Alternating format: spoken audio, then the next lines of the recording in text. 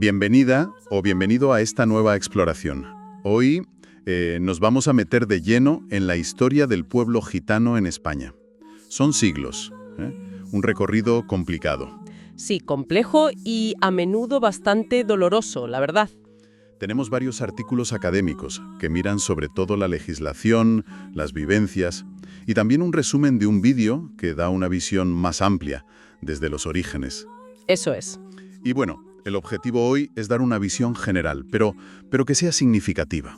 Destilar lo esencial, como decíamos. Un resumen más corto, sí. Exacto. Una especie de guía rápida para entender este viaje histórico, su presencia aquí en España, e intentar ir, más allá de los tópicos de siempre, ¿no? Claro. Acercarnos a esa realidad histórica que muchas veces, no se conoce, para fomentar la convivencia, como decía uno de los textos que manejamos. Sí, y es importante empezar por una cosa, que lo señala una de las fuentes. Reconstruir esta historia es difícil. Ajá. Porque el pueblo gitano, tradicionalmente, no ha tenido escritura, es ágrafo. Así que casi todo lo que sabemos viene de documentos oficiales. De la administración, digamos. Exacto. De quienes tenían el poder y muchas veces de quienes los perseguían. Es esa montaña de papel que a menudo es la de los verdugos, como dice un autor. Entiendo. La perspectiva del poder. Eso es. Así que intentaremos sacar los hechos clave de ahí, pero teniendo muy en cuenta ese sesgo, ¿eh? Es inevitable. Vale, perfecto. Pues con esa cautela en mente, empecemos por el principio.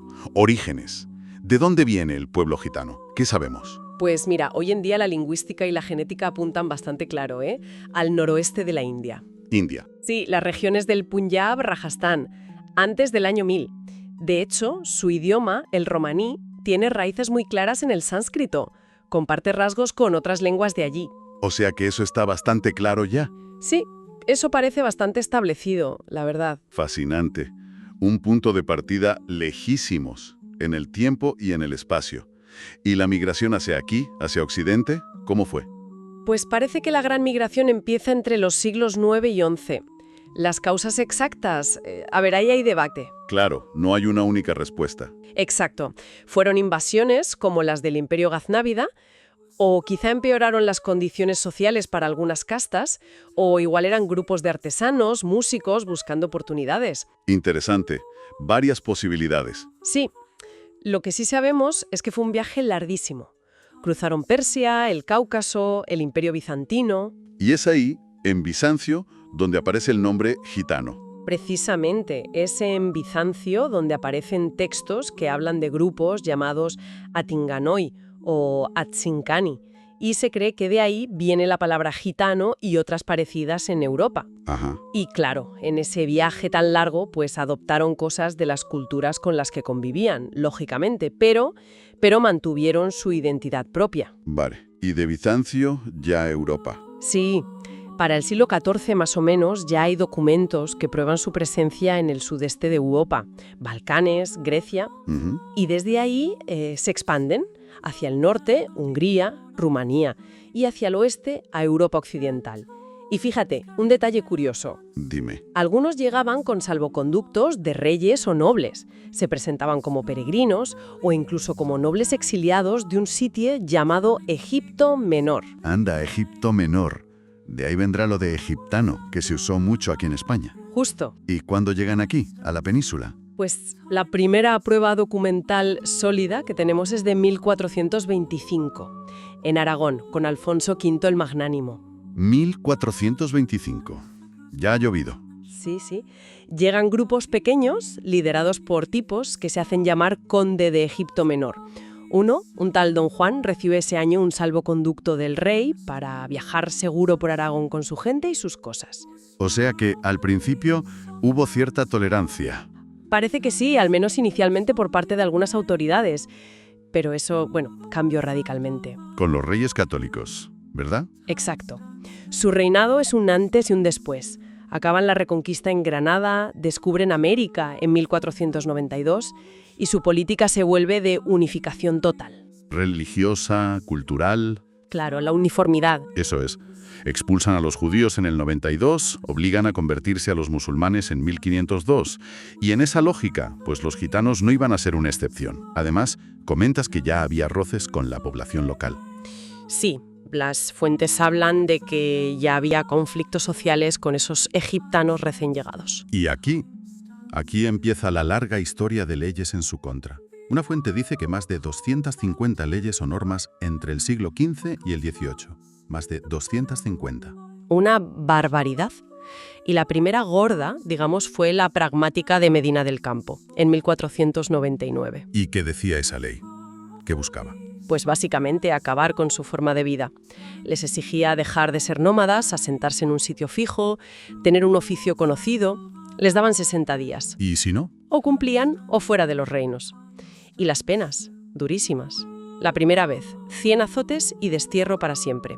Si reincidían, les cortaban las orejas, 60 días encadenados y otra vez destierro. ¡Qué brutalidad! Sí, un texto dice que era como una primera ley de extranjería, pero para gente que ya estaba aquí.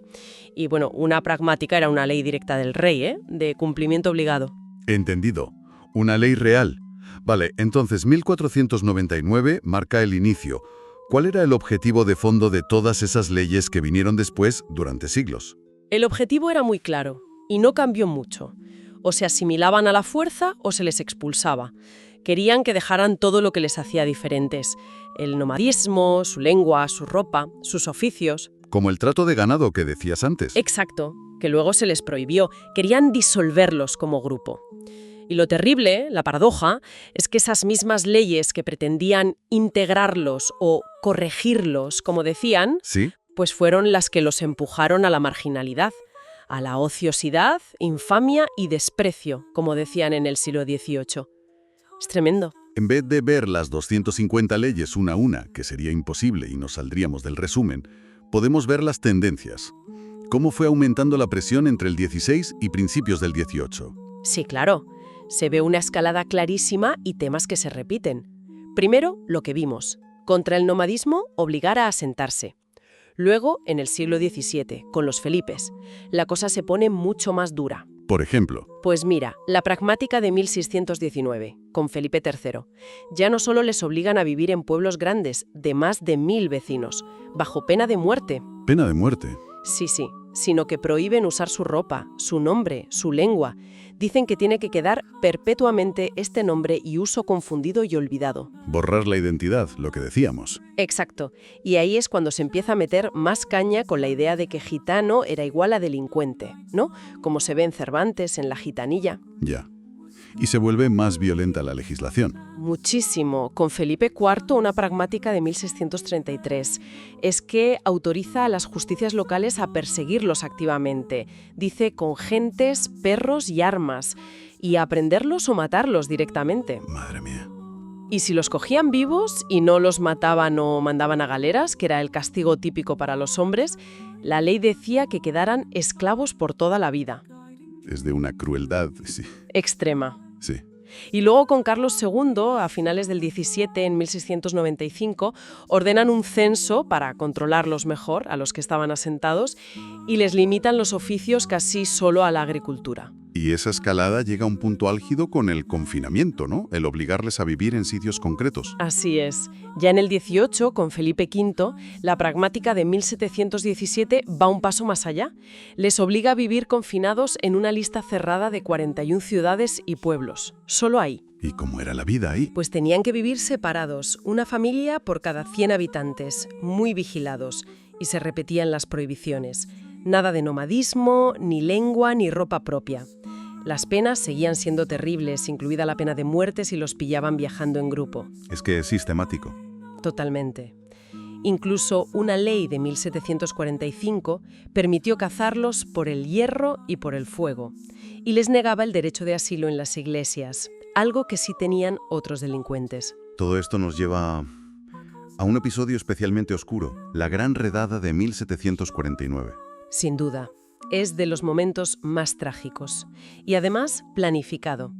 Fue bajo Fernando VI, la idea fue de su ministro, el marqués de la Ensenada, y el rey dio el visto bueno. ¿Y en qué consistió exactamente? Pues fue una operación coordinada en toda España.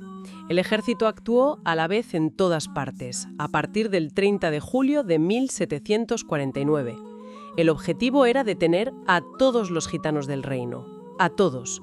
Daba igual si eran nómadas o vivían fijos, si tenían oficio o no. Una redada masiva y por sorpresa. ¿Cuánta gente fue detenida? Las cifras bailan un poco, pero se habla de entre 9.000 y 12.000 personas.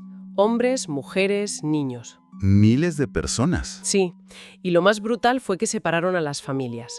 A los hombres y a los niños mayores de 7 años los mandaron a trabajos forzados, a arsenales de la Marina, Cartagena, La Carraca en Cádiz, Ferrol o a las minas de Almadén. ¿Y a las mujeres y los niños pequeños? Los encerraron en lo que llamaron depósitos. Podían ser castillos, como el de Denia, o casas de misericordia, como en Zaragoza, o incluso barrios acotados, en Málaga. ¿Y las condiciones? Me imagino. Terribles. Para los hombres, trabajos forzadísimos causaron muchísimas muertes.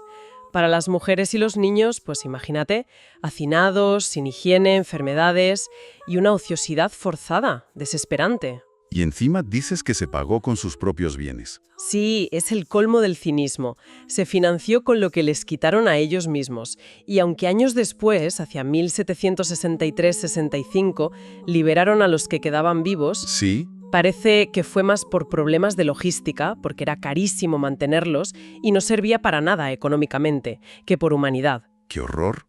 Es sobrecogedor pensar en la planificación de algo así. Después de esto, con la Ilustración, Carlos III cambió algo. A ver, con Carlos III sí hay un cambio de enfoque, aunque el objetivo final, la asimilación, sigue ahí, ¿eh? Pero la pragmática de 1783 es clave. Se considera la última gran ley específica contra ellos. ¿Y qué hizo? Pues, por un lado, les devolvió la libertad de elegir dónde vivir y en qué trabajar.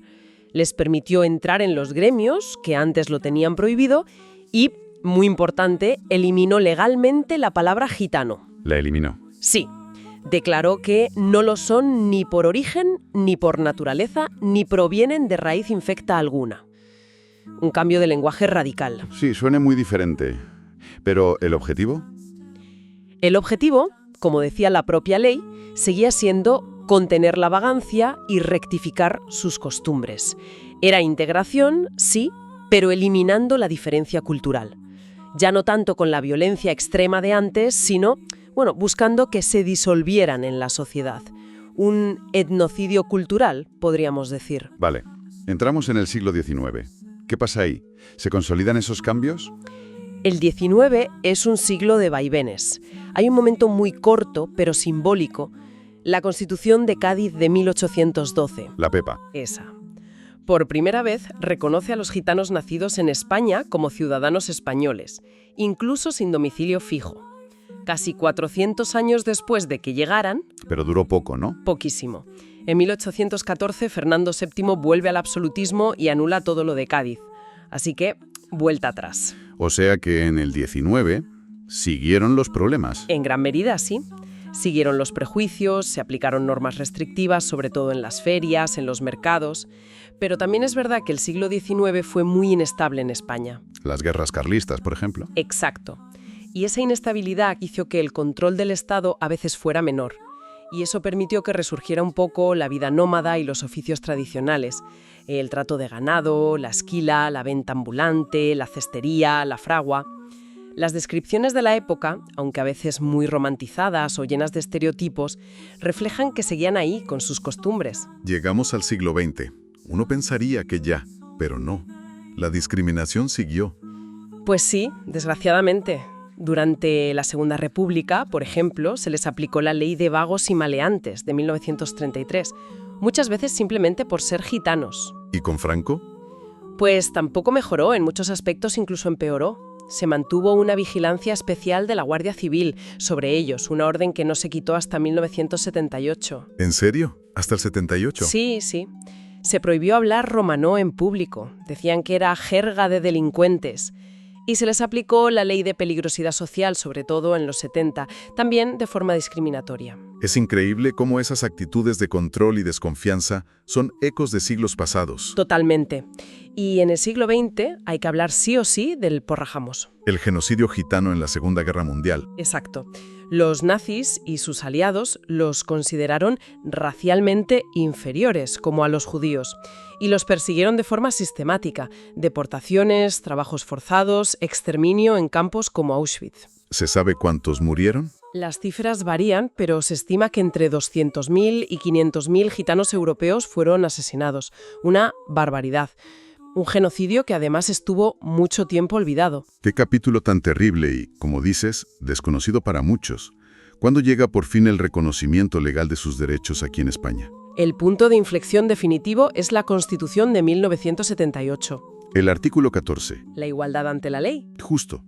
Dice que todos los españoles son iguales ante la ley sin discriminación por nacimiento, raza, sexo, religión. Prohíbe explícitamente la discriminación por raza u origen. Eso supuso, por fin, el reconocimiento formal de la ciudadanía plena. Y esto coincide también con un movimiento de reivindicación de los propios gitanos a nivel internacional, ¿no? Efectivamente. No fue solo algo que vino de arriba. El movimiento asociativo gitano fue muy importante. Un momento clave fue el primer Congreso Mundial Romaní, en Londres en 1971. ¿Qué pasó allí? Pues se tomaron decisiones muy importantes para afirmar su identidad como pueblo. Adoptaron la bandera gitana, la azul y verde con la rueda roja. La he visto, sí. Oficializaron el himno, el Gelem Gelem, que significa Anduve Anduve, y declararon el 8 de abril como Día Internacional del Pueblo Gitano, recordando ese congreso. O sea, un momento de autoafirmación muy potente. Mucho. ¿Y hoy en día? ¿Cuál es la foto actual según las fuentes que hemos visto? Pues hoy se calcula que hay unos 800.000 gitanos en España. Es menos del 2% de la población, pero es una de las comunidades más grandes de Europa. ¿Y en Europa cuántos se estiman? Entre 9 y 11 millones más o menos. Vale. Y aquí, legalmente, son ciudadanos de pleno derecho. Totalmente, con todos los derechos y deberes. Y hay muchas asociaciones gitanas trabajando por el progreso, la integración, la cultura. Pero, y esto también lo dicen los documentos, persisten desafíos importantes. ¿Cómo cuáles? Pues sobre todo desigualdades reales. En vivienda digna, en educación de calidad, en encontrar trabajo estable. Sigue habiendo una brecha. Y luego, quizás lo más difícil. ¿El qué? Los prejuicios. Los estereotipos negativos que todavía existen en una parte de la sociedad y que provocan discriminación en el día a día. A pesar de la ley. A pesar de la ley. Aunque también hay avances, cambios culturales, más visibilidad, más participación gitana en todos los ámbitos. La situación es compleja. Entonces, si hacemos balance de todo este recorrido, que ha sido intenso, ¿cuál sería la idea principal? ¿Qué nos llevamos? Pues yo creo que lo más fuerte es ver esa capacidad de resistencia increíble que ha tenido el pueblo gitano. Sí, es verdad. Siglos de leyes y políticas para asimilarlos a la fuerza, para borrar su identidad, incluso para eliminarlos físicamente o expulsarlos. Y a pesar de todo, han conseguido mantener su cultura, su identidad, hasta hoy. Esa tensión, ¿no?, entre la persecución brutal y la persistencia cultural es brutal. Y volviendo a lo que decíamos al principio, de ir más allá del estereotipo. Esta historia nos obliga a mirar partes incómodas de nuestro pasado, ¿no? Sin duda. Es que esta historia, que muchas veces se ha silenciado o contado solo desde el poder, pues revela una cara de la historia de España de xenofobia desde las instituciones, de opresión a una minoría. Claro. Toda esa legislación demonizadora, como la llama una fuente, que hemos ido viendo. Eso no desaparece de un día para otro. Deja un pozo, un sedimento de prejuicios en la cabeza de la gente que, por desgracia, sigue teniendo efectos hoy, en forma de discriminación, de desigualdad real. Entender ese pasado es clave para entender el presente. Y como reflexión final para quienes nos escuchan, uno de los textos decía algo así como que la igualdad legal, que es básica, no basta. No basta. Que superar la marginación y la desigualdad necesita un cambio de mentalidad de todos. Un esfuerzo en educación para convivir respetando las diferencias, no solo siendo iguales ante la ley. Exacto. Valorar la diversidad cultural. Quizá la pregunta que nos queda es, más allá de las leyes, ¿qué podemos hacer cada uno en nuestro día a día para desmontar esos prejuicios que vienen de tan lejos y fomentar ese respeto de verdad? Buena pregunta para cerrar. Sí.